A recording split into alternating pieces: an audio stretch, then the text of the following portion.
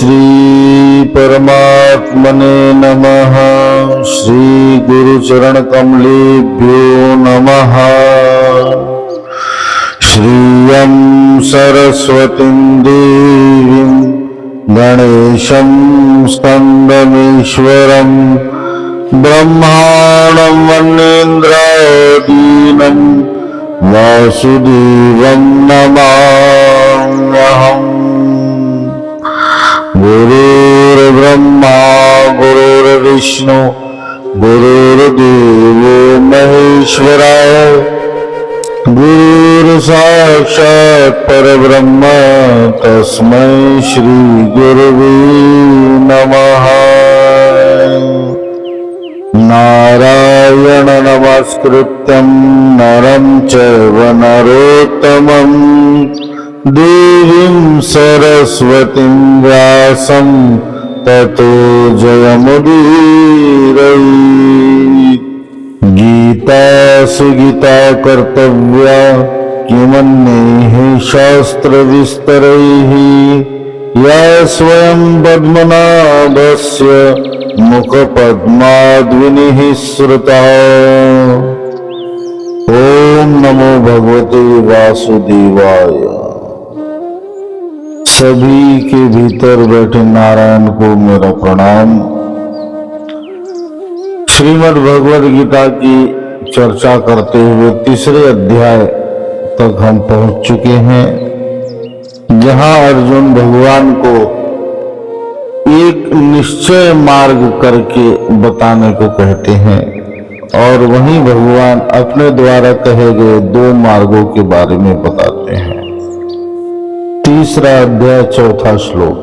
न कर्मणां नारंभं निष्कर्म्यं पुरुषो अश्नुते न च संन्यासनादेव सिद्धिं समधिगच्छति। मनुष्य न तो कर्मों का आरंभ किए बिना निष्कर्मता को यानी योग निष्ठा को प्राप्त होता है और न कर्मों के केवल त्याग मात्र से सिद्धि यानी सांख्य निष्ठा को ही प्राप्त होता है। भगवान यहाँ निश्चयात्मिका बुद्धि तथा योग निष्ठा समभाव स्थित प्रज्ञ स्थिति इन सभी को नैष्कर्म्यम पद के द्वारा संबोधित करते हैं। यहाँ नैष्कर्म्य अर्थात निष्कर्मता अकर्मण्यता को नहीं कहते। अकर्मण्यता अर्थात कर्मों का त्याग, परंतु निष्कर्मता उसको कहते हैं कि समस्त कर्म करते हुए भी उनसे मुक्त हो जाना और उसके कर्म बंधन से मुक्त हो जाना, उसे निष्कर्मता अर्थात निष्कर्म कहते हैं। अकर्मण्यता अर्थात कर्मों का ही त्याग कर देना उसे अकर्मण्यता कहते हैं।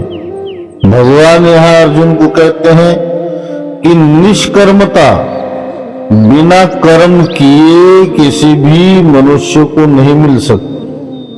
स्थित प्रज्ञता बिना कर्म किए नहीं प्राप्त हो सकती, इसलिए कर्म करना आवश्यक है।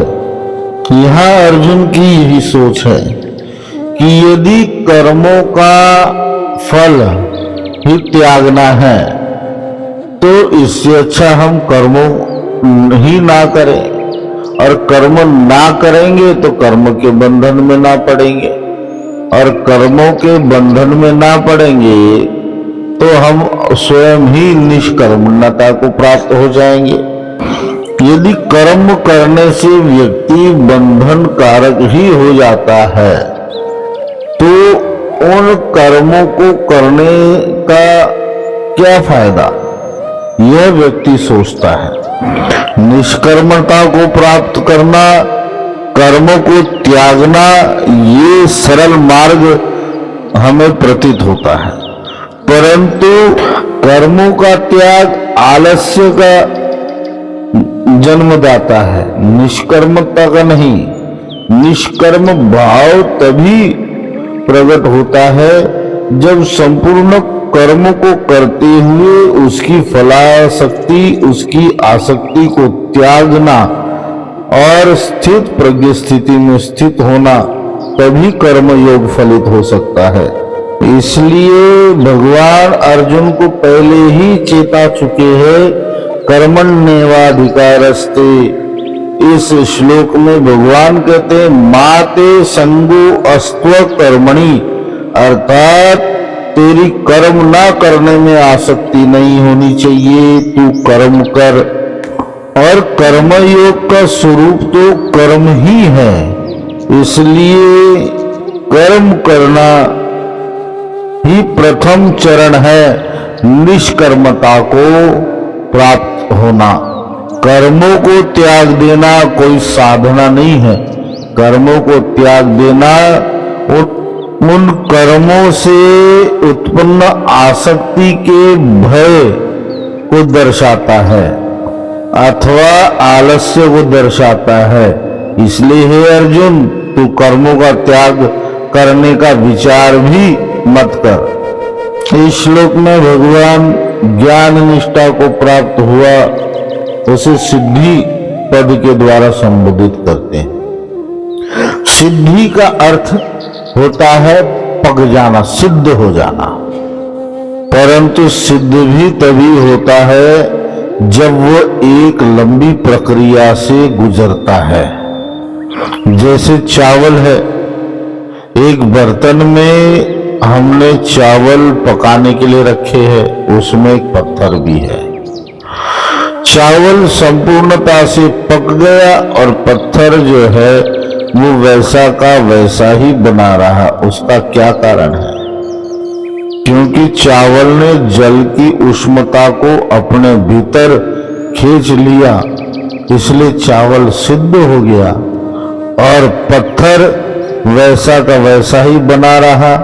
वो बाहर की स्थिति उसके भीतर को प्रभावित ना कर सकी, बाहर की उष्णता को उसने ग्रहण नहीं किया, इसलिए वह असिद्ध अर्थात अपने स्वरूप का ही बना रहा।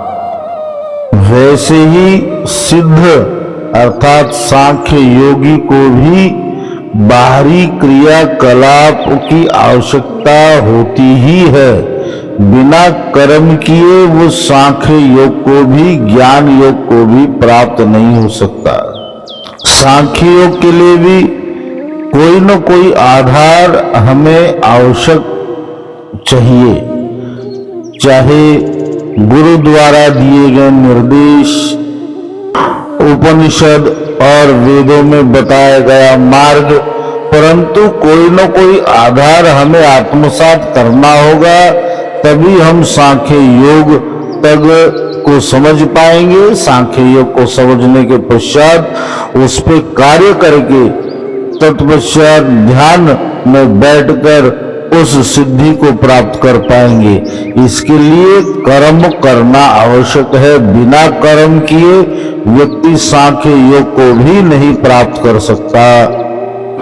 ज्ञान योग की सिद्धि अपने आश्रम अर्थात जन्म स्थिति वर्णाश्रम के अनुसार करने योग्य कर्म में कर्तापन का अभिमान त्याग कर समस्त भोगों में ममता, आसक्ति और कामना से रहित होकर निरंतर परमात्मा के स्वरूप का चिंतन करने से ही सिद्धि प्राप्त होती है।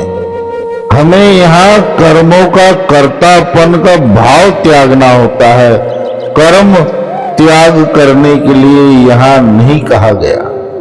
इसीलिए चाहे कोई कर्मयोगी हो या सांख्य योगी हो, कर्मों को वो सर्वथा त्याग नहीं सकता। इसीलिए कर्म करना आवश्यक है। अगले श्लोक में भगवान कहते हैं नहि कश्चित् क्षणमपि जातु तिष्ठत्य कर्म कृत् कार्यते यवशः कर्म सर्वः प्रकृति जैर्गुणैः। निसंदेह कोई भी मनुष्य किसी भी काल में क्षण मात्र में भी बिना कर्म किए नहीं रहता, क्योंकि सारा मनुष्य समुदाय प्रकृति जनित गुणों द्वारा परवश हुआ कर्म करने के लिए बाध्य किया जाता है। यहाँ भगवान यूं बताते हैं कि मनुष्य सदैव कोई न कोई कर्म तो करता ही रहता है, चाहे देखेगा, बैठना, उठना, चलना, फिरना, बोलना, भोजन करना, सोना। बिना कर्म किए व्यक्ति एक क्षण भर भी नहीं रह सकता, तो कर्म त्यागने का विचार ही व्यर्थ है।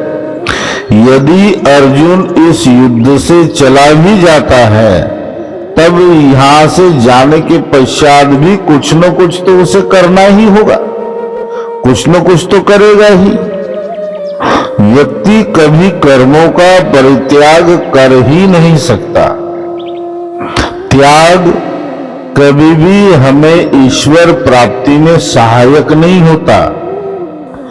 एक व्यक्ति अपने घर को त्यागता है, अपने रिश्तों को त्यागता है, धन को त्यागता है, सब कुछ त्याग कर संन्यास ग्रहण करता है, परंतु जब तक उसके मन में उस त्याग का अहंकार बना रहेगा कि मैंने ईश्वर के लिए घर त्यागा, बच्चे त्यागे, परिवार त्यागा, धन त्यागा, संपूर्ण इच्छाएं त्यागी, वस्त्र त्यागे, फिर भी ईश्वर अब तक हमें प्राप्त नहीं हुआ, ईश्वर हमें प्राप्त क्यों नहीं हुआ, ये अभिमान जब तक रहेगा तब तक वह ईश्वर प्राप्ति से दूर रहेगा, चाहे वो कर्म योग के द्वारा हो, चाहे वो सांख्य योग के द्वारा, क्योंकि त्याग का अभिमान आना स्वाभाविक ही है।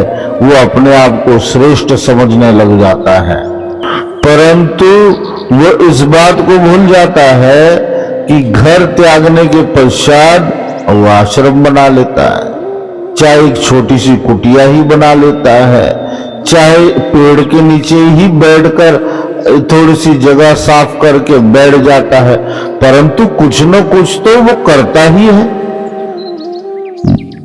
गृहस्थ उचित वस्त्रों को त्याग कर संन्यास के वस्त्र धारण कर लेता है, परंतु वस्त्र तो धारण करता है।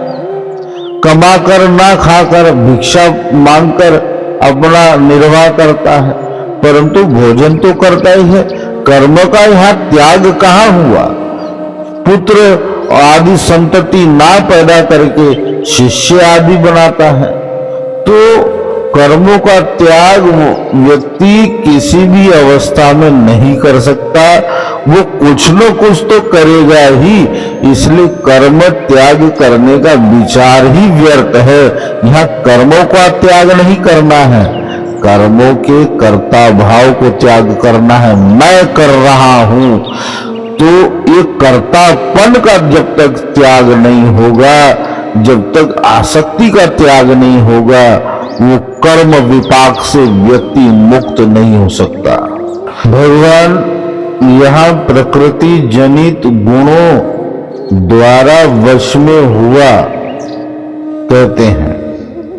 प्रकृति जनित, प्रकृति अर्थात हमारा ये शरीर जिस प्रकृति के द्वारा बना गया है, उस प्रकृति के 3 गुण हैं, सत्वगुण, रजोगुण, तमोगुण।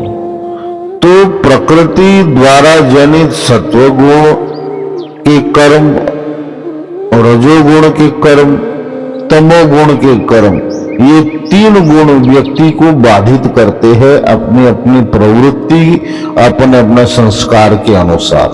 तो भगवान यहाँ कहते हैं गुणातीत ज्ञानी पुरुष का गुणों से या उनके कार्य से कुछ भी संबंध नहीं रहता, अतः वो गुणों के वश में होकर कर्म करता है, यह कहना नहीं बनता।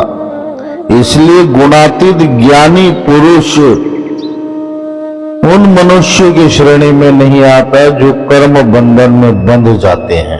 भगवान यह कहते हैं कि प्रकृति जनित गुणों के अनुसार व्यक्ति कर्म करने के लिए बाधित हो जाता है। सत्वगुणी व्यक्ति सत्वगुण संबंधित कर्म किए बिना नहीं रह सकता। रजोगुणी व्यक्ति रजोगुण संबंधित कर्म किए बिना नहीं रह सकता और तमोगुणी व्यक्ति तमोगुण संबंधित कर्म किए बिना नहीं रह सकता।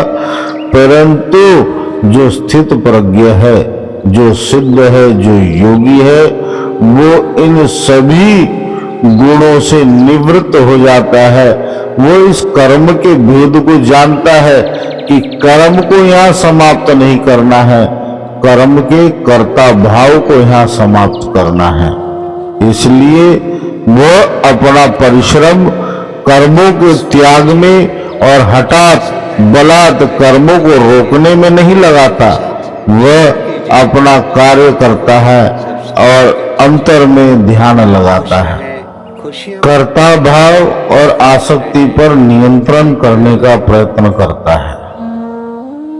अगले श्लोक में भगवान कहते हैं, कर्मेन्द्रियाणि संयम्य य आस्ते मनसा स्मरन् इंद्रियार्थान् विगुणात्मा मिथ्याचारः स उच्यते।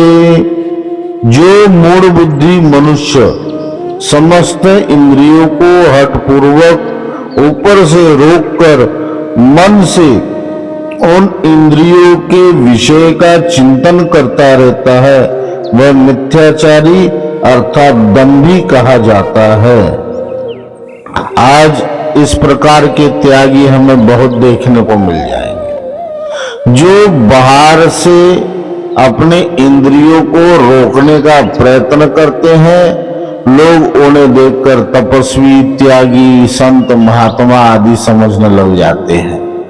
जिनमें कोई खड़े रहकर तपस्या करता है, हठात कई दिनों तक, कई महीनों तक खड़ा ही रहता है। कोई हाथ ऊपर उठा के तपस्या करता है, कोई जमीन के भीतर लेटकर तपस्या करता है, कोई अपने ऊपर साख लगाकर तपस्या करता है, कोई ठंडे पानी की जलधारा डालकर तपस्या करता है, तो कोई धुनी ताप कर तपस्या करता है। परंतु इन बाहरी वस्तुओं से कुछ भी नहीं होने वाला। जितने भी हठ पूर्वक जो व्यक्ति अपने विषयों को रोकने का प्रयत्न करे, कर्मों को रोकने का प्रयत्न करे, वह विकार उसके मन में कहीं न कहीं से प्रकट होंगे ही होंगे। एकांत प्राप्ति के लिए हम कितना भी वन में चले जाएं, कितने भी गहन वन में चले जाएं, जहां सूर्य का प्रकाश भी ना आता हो, परंतु जब तक अपने भीतर से संसार समाप्त ना हो, जब तक मन के भीतर से संसार का चिंतन समाप्त ना हो, तब तक तुम चाहे वन में भी कितने भी एकांत में चले जाओ, वो एकांत तुम्हारे भीतर कभी प्रकट नहीं होगा। भगवान यह मिथ्याचार पद का प्रयोग करते हुए उन दंभियों के बारे में, उन पाखंडियों के बारे में बता रहे हैं कि ऐसा व्यक्ति दंभी है जो बाहरी तौर से इंद्रियों को रोकता है, परंतु भीतर ही भीतर उनके विषयों का चिंतन करता है। बाहर से तो वो अपने आप को त्यागी दर्शाता है, परंतु भीतर से वो उतना ही विषयासक्त और कामासक्त होता है। ऐसे में साधारण व्यक्ति के लिए साधक और पाखंडियों को पहचानना बड़ा ही कठिन है, क्योंकि दोनों एक जैसे ही नजर आते हैं। यदि कोई साधक भगवान का ध्यान करने के लिए, इंद्रियों को वश में करने के लिए हठ पूर्वक अपनी इंद्रियों के विषय को रोकने की चेष्टा करता है, उसे सही मार्ग नहीं प्राप्त होता, वो अपने संस्कार अनुसार या अपनी परंपरा अनुसार बाहर से इंद्रियों को रोकने का प्रयत्न करता है, इंद्रियों के विषयों को रोकने का प्रयत्न करता है और अपने उस तप को ईश्वर प्राप्ति का साधन मानकर वह उस तप को करता है। तो वो चाहे गलत मार्ग ही क्यों ना कर रहा हो, परंतु वो साधक है, वो मिथ्या चेष्टा नहीं कर रहा, वो किसी को दिखाने के लिए नहीं, उसका भाव ईश्वर प्राप्ति का है। परंतु उसके विपरीत त्याग और तप को अपनी प्रतिष्ठा, मान सम्मान और शिष्य आदि कमाने का साधन जो बनाता है वह मिथ्याचारी है, ऐसा भगवान इस श्लोक में दर्शाते हैं। 7वें श्लोक में भगवान कहते हैं, यस्त्वेन्द्रियाणि मनसा नियम्यारभते अर्जुन कर्मेन्द्रिये कर्मयोगम् असक्तः स विशिष्यते। किंतु हे अर्जुन, जो पुरुष मन से इंद्रियों को वश में करके अनासक्त हुआ, समस्त इंद्रियों द्वारा कर्म योग का आचरण करता है, वही श्रेष्ठ है। इस श्लोक में भगवान ने इंद्रियाणि और कर्मेंद्रिये इन दोनों पद का प्रयोग हमारी इंद्रियों के लिए किया है। ये दोनों पद यहाँ हमारी संपूर्ण इंद्रियों का वाचक है, चाहे ज्ञानेन्द्रिया और कर्मेंद्रिया हो, पंचतन मात्रा हो, सभी का वाचक यहाँ पे भगवान इंद्रियाणि और कर्मेंद्रिये के पद के रूप में समझना चाहिए, क्योंकि केवल 5 इंद्रियों को वश में करने से ही व्यक्ति सिद्धि को, स्थित प्रज्ञ स्थिति को, ईश्वर को नहीं प्राप्त हो सकता। उसके लिए संपूर्ण इंद्रियों को वश में करना होगा।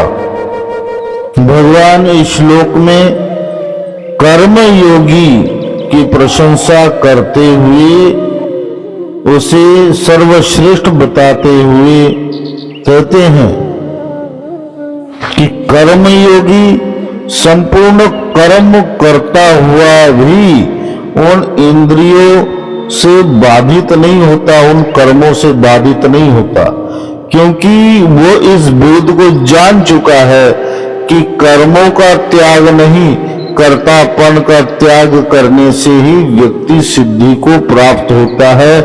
इसलिए वो कर्तापन के अहंकार का वो सर्वथा त्याग कर चुका होता है, इसलिए वह श्रेष्ठ है।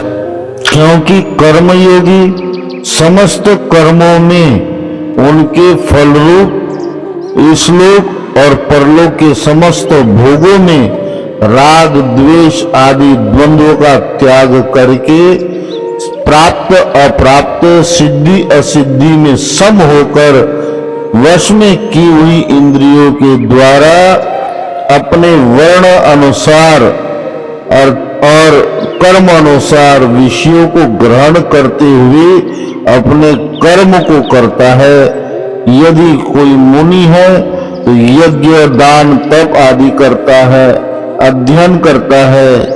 यदि राजा है तो प्रजा पालन करता है, व्यापारी है तो व्यापार करता है। समस्त कर्म करते हुए भी कर्ता भाव से मुक्त होकर, उन कर्मों की आसक्ति से मुक्त होकर ईश्वर साक्षात्कार में के आनंद में वो मग्न रहता है। इसलिए भगवान यहाँ ऐसे कर्म योगी को सर्वश्रेष्ठ बताते हैं। हरिओम तत्सत, हरिओम तत्सत, हरिओम तत्सत।